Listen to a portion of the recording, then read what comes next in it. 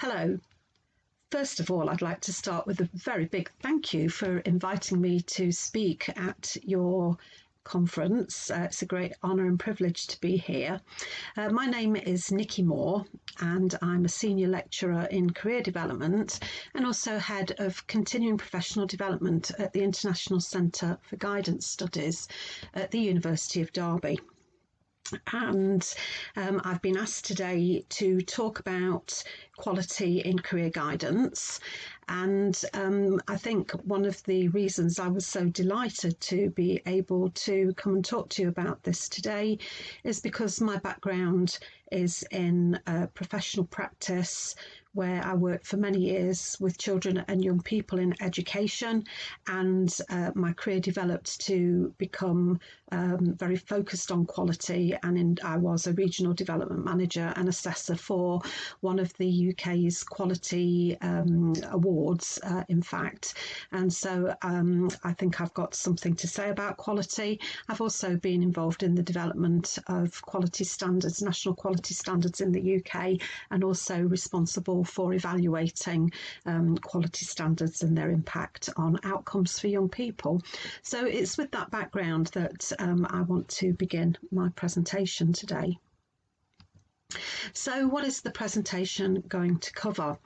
Well, first of all, I want to tease out some ideas around the concept of quality, so that you can understand what my perspectives around quality are, and also the pitfalls which are associated with discussing quality.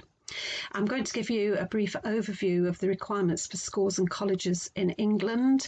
I'm going to look at one very particular framework for quality, and I'm also going to talk about accountability for quality as well.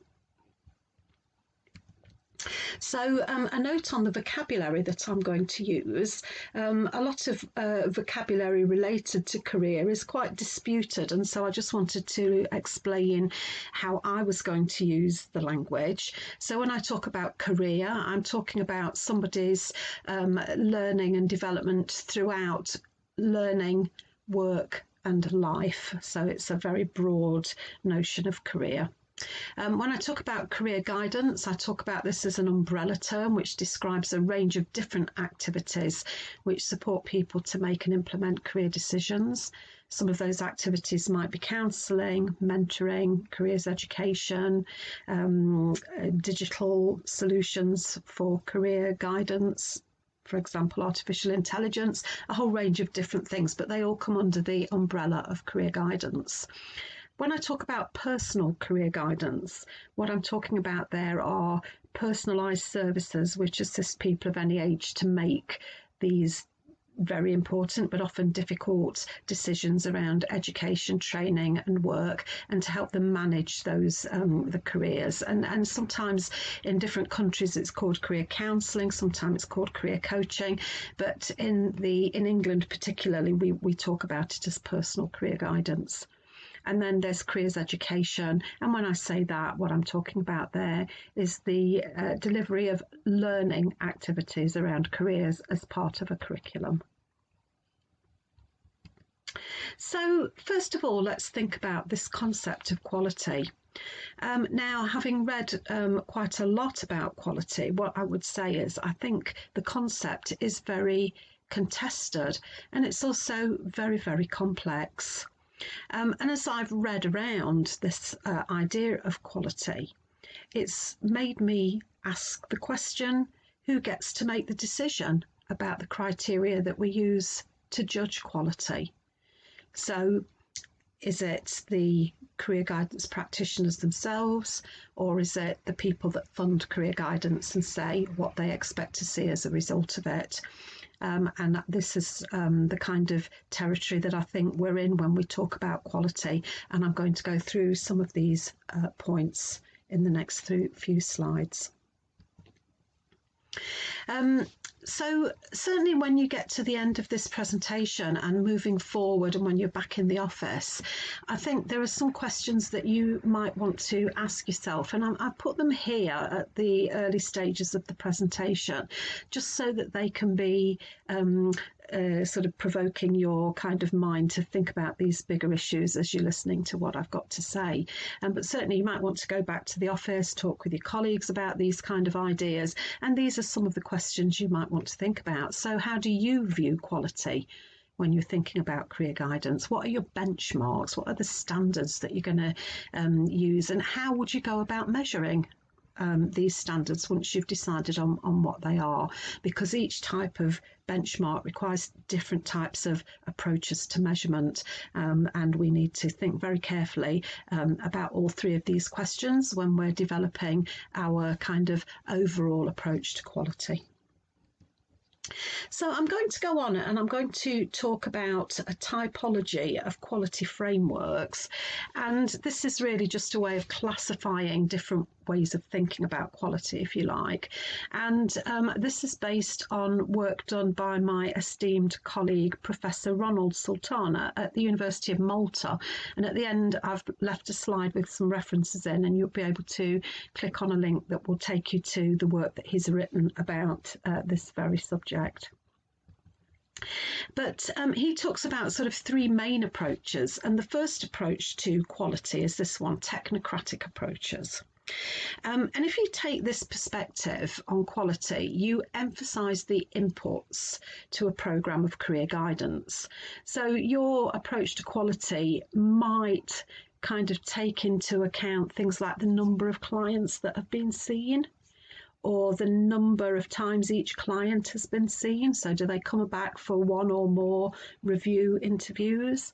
Or you might judge quality by the length of interview. So there are three kind of ways of counting quality under a technocratic approach. There are others. But of course, what this does do is it's very mechanistic, it's very process driven. And this might actually, if you took this approach, it might disregard the needs of the clients that you're there to serve. Even though you might meet the number, the standards that are required, it still leaves a lot to be desired. So, for example, you might see a client for the required length of time, but was it effective? This kind of approach doesn't ask that question. So whilst it might be a good thing in terms of managing resources to ask these questions, in terms of impact on clients, this kind of approach doesn't help us make progress. Another way of thinking about quality is as an interpretive approach. And this approach gives more emphasis on context. So it relies on us understanding the needs of our clients and the responses that are required. And in this system, unlike the first, the provider and the client or the user are given an equal voice. Now, this is great if clients are saying what it is they need and you're trying to design a system based around client needs. That's one way of looking at quality, that it meets those needs. But of course, clients don't always understand what it is they don't know. And therefore, if you're trying to engage them in designing a system, a quality system, then what you might end up doing is disappointing them. They might have quite a negative view of career guidance if you just listen to the client or you give too much emphasis on the client's kind of drivers around what quality looks like. So it might result in this kind of phrase here: I went for a leaflet on becoming a teacher and the advisor wanted to talk about other options. When I see that phrase, I think, well, actually, the advisor may well have been right to explore how the client had come to that kind of decision and what other options they'd discussed. That sounds like good career guidance to me.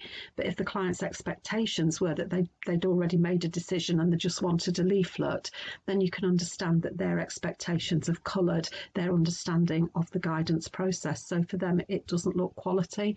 But for those of us that know about quality standards, that does look like it could be a quality approach. The third type of approach is an emancipatory approach, and what basically this approach recognises that clients all are individuals and they have a variety of needs. Some have more needs than others, but the organisation has processes and practices in place which would respond to every type of client's need, including those with specialist needs.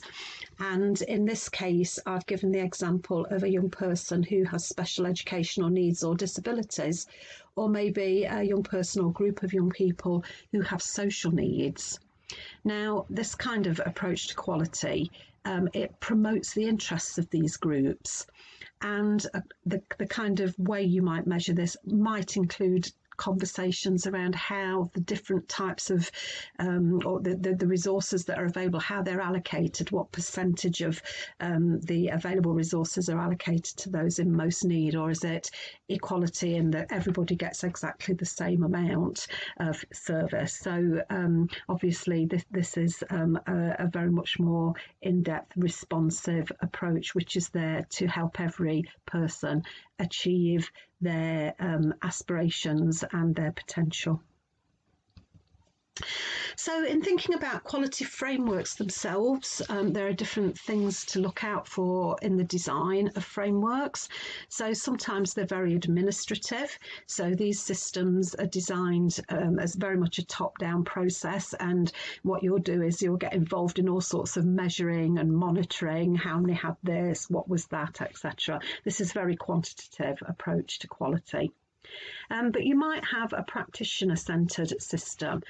These are kind of bottom-up approaches, if you like, and they include things like codes of ethical practice, where these are sort of for practitioners by practitioners. Very strong code of ethics will determine how work is carried out, and those the standards that are set out in a code of ethical practice can be monitored, but they can also be countered. So how many complaints did we get, for example, would be an example of a quantitative measure against this kind of practitioner-centred system, but also there might be qualitative questions around the code of ethics. So, for example, you know, what proportion of advisors have started to provide sort of continuing professional development activities to their colleagues in schools, for example.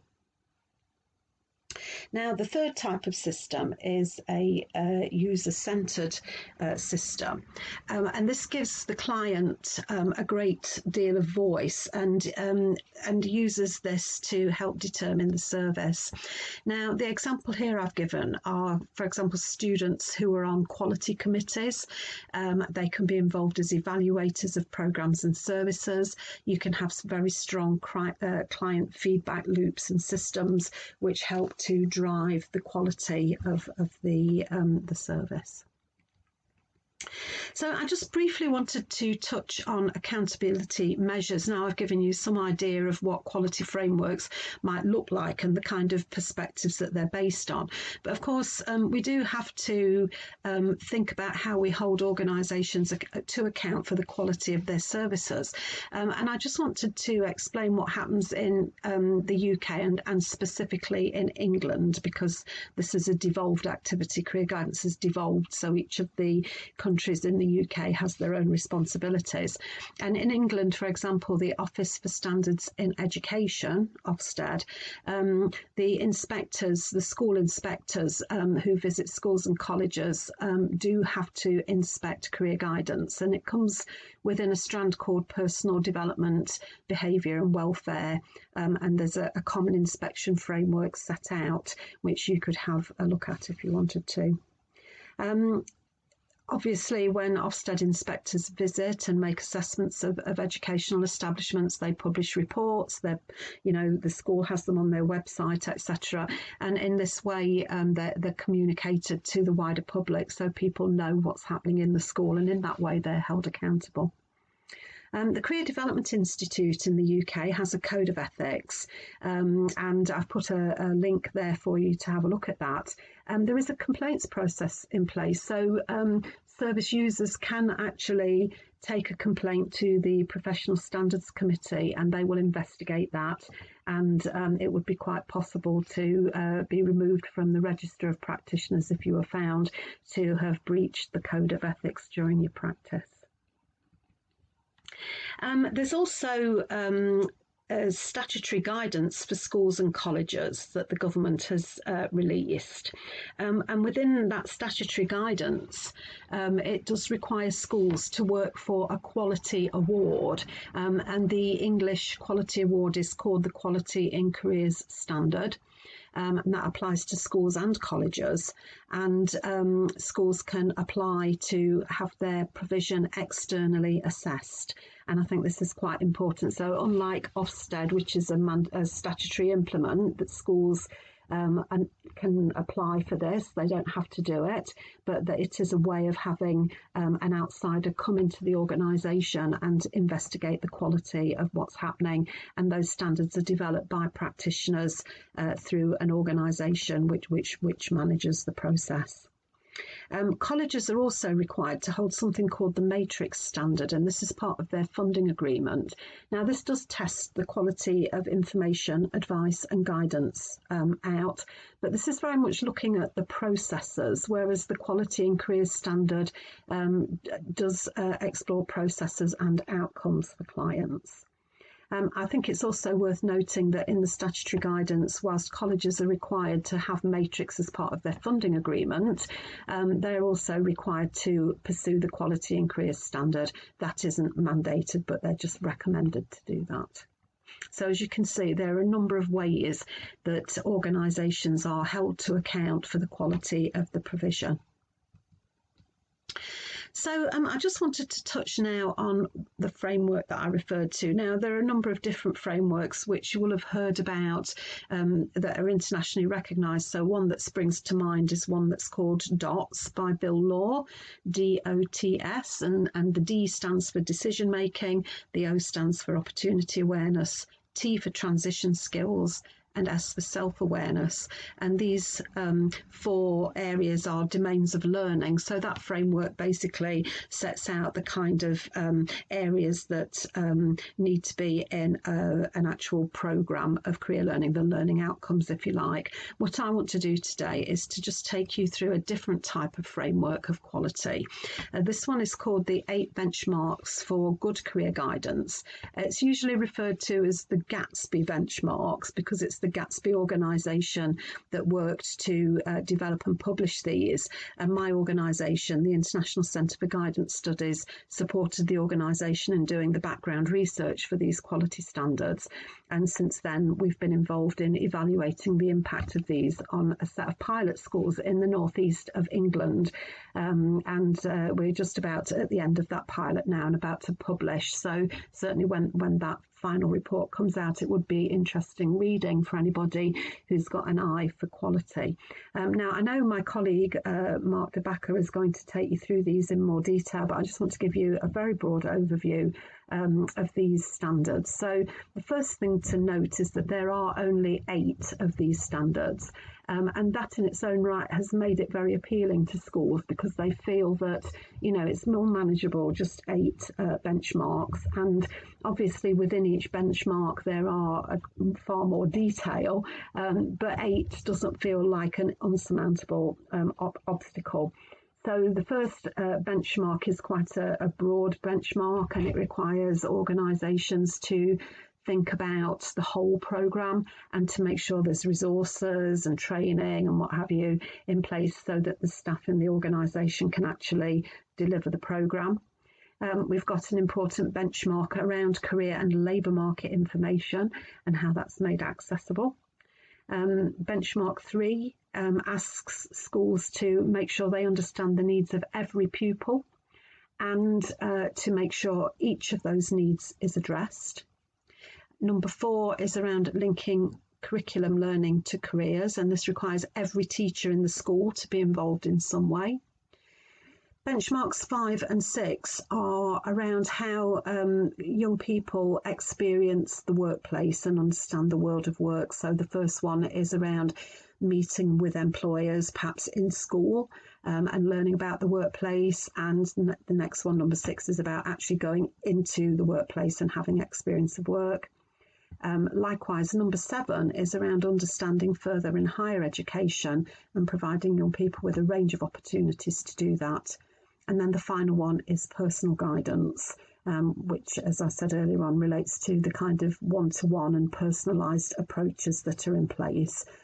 Now, you can imagine that just rattling through those very quickly, it sounds quite easy to do, but there is a lot more detail underneath all of these. And I would encourage you to have a look at the report. I've put that in the reference list as well. There's also a YouTube clip in which I talk about the benchmarks in more detail. Please feel free to click on that and listen to that, and you can share that with anybody you want as a quick presentation way of understanding this framework of quality. So in summary, going away from this presentation and going back into your practices, there are some questions that I think this presentation raises for you. So other than the 3 questions I set you at the start, I think you want to tease out your perspective. So are you somebody who thinks that counting, a technocratic approach, is what's needed? Or are you somebody who thinks that an emancipatory approach is the kind of approach required? Now, when you look at the Gatsby benchmarks, you'll see that each one of the benchmarks takes a slightly different perspective. So it's a very overarching approach to quality. You want to ask yourself, do we want a top-down or a bottom-up approach? So where does the client actually sit within your approach to quality? How are you going to involve them in discussions around quality? You want to be thinking about how you incorporate professional ethics into discussions around quality. So as career practitioners, you might know your ethics, but do people that you work with understand them? So the wider stakeholder group that you operate within. You'll want to think about accountability frameworks. So how accountability is applied to both practitioners and organisations, and also how you will measure impact. And by this, I mean you can invent all sorts of wonderful approaches to quality, but are they really working? So you want to have some system in place right from early on to see what changes as a result of your approach to quality. So here are 3 useful documents for you to have a look at. So if you're a policymaker, you might want to look at the statutory guidance, which we've set out in England for career guidance in schools and in colleges. And this will help you think through some of the issues. The booklet I talked about that was done by Professor Ronald Sultana, Enhancing the Quality of Career Guidance in Schools, a handbook, is there, and the Good Career Guidance book from Gatsby is there as well. And I've also put a click-on link which will take you to a range of resources published by the Careers and Enterprise Company that have been designed for schools and colleges to help them work towards and achieve the 8 benchmarks of good quality career guidance. They're freely available and you can download those and have a look at whether anything from those apply to your own types of provision. So once again, thank you very much for inviting me to talk to you about this important topic. My email address can be found through the conference organisers, and if anybody wishes to contact me to talk about quality, then I'm more than happy to engage in a conversation. And I have got considerable expertise in helping both organisations and countries develop their quality standards. So I'm more than happy to engage in conversations about how we can help you support that. And once again, thank you very much for listening.